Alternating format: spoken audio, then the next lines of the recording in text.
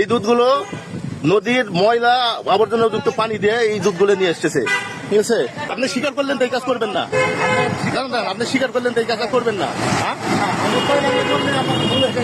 ঠিক আছে ভাই, এই কাজগুলো আর করবেন না। ঠিক আছে, আপনি খান সেটা সব আপনার যোগ না হতে পারে। আপনি খান, আপনি নদী পানি ময়লা, ও যে টিউবওয়েলের পানি দিচ্ছে তা হয়তো বালতিকে বালতি 2-3 বালতি পানি দিল, তাও ময়লা পানি। এই পানি দেয়া, এই পানিতে যদি হয় ময়লা পানি দিবে কেন? অ্যাটলিস্ট যদি পরিষ্কার পানি দিল, ভাই একটু এদিকে আসেন, অ্যাটলিস্ট যদি পরিষ্কার পানি দিই তাও তো মানুষের রোগ বেলায়। ময়লা পানি আমি দেখলাম, ময়লা পানি ওখানে ঘোরা পায়খানা বাড়ি করে সেই জায়গার পানি নিয়ে এসে এই দুধের মধ্যে দিচ্ছে। তাহলে এই দুধ এটা মিষ্টি না, যে কোনো কিছু তৈরি করেন বলেন, এটা রোগ হতে পারে না? আপনি অ্যাটলিস্ট যদি পরিষ্কার পানি দিতেন তাও কিছু ঠিক আছে, দিতে তার ব্যাপারে সে হইবে। কিন্তু আমার কথা হচ্ছে যে এই ময়লা পানি কেন দিল সেখানে? আপনি বুঝেন, আমি ময়লা পানি আমার প্রশ্নটা ওই জায়গা থেকে, ভাই যদি পরিষ্কার টিউবওয়েলের পানি দিচ্ছে তাহলে কিছু সমস্যা হচ্ছে না।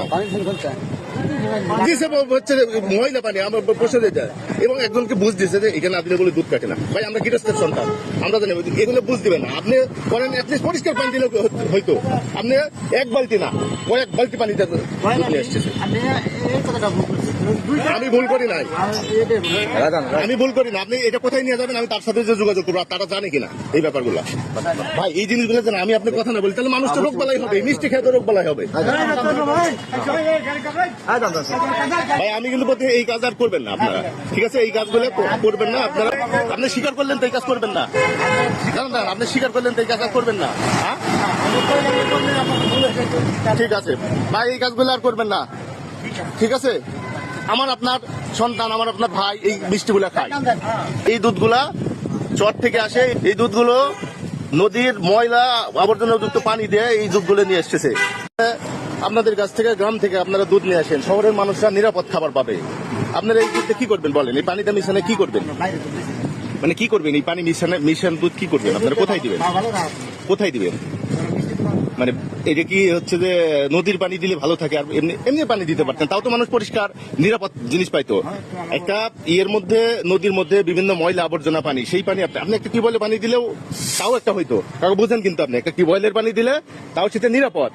আপনি দেখলাম সেই আপনারা দুইজন সেই নদীর ময়লা পানি দিয়ে ইয়ে করলেন, এই দুধ কোথায় নিয়ে যায় দিবেন বলেন? হ্যাঁ, কোন মিষ্টির দোকানে? কোথায় সেটা? ময়রাপট্টি, সেখানে দিবেন?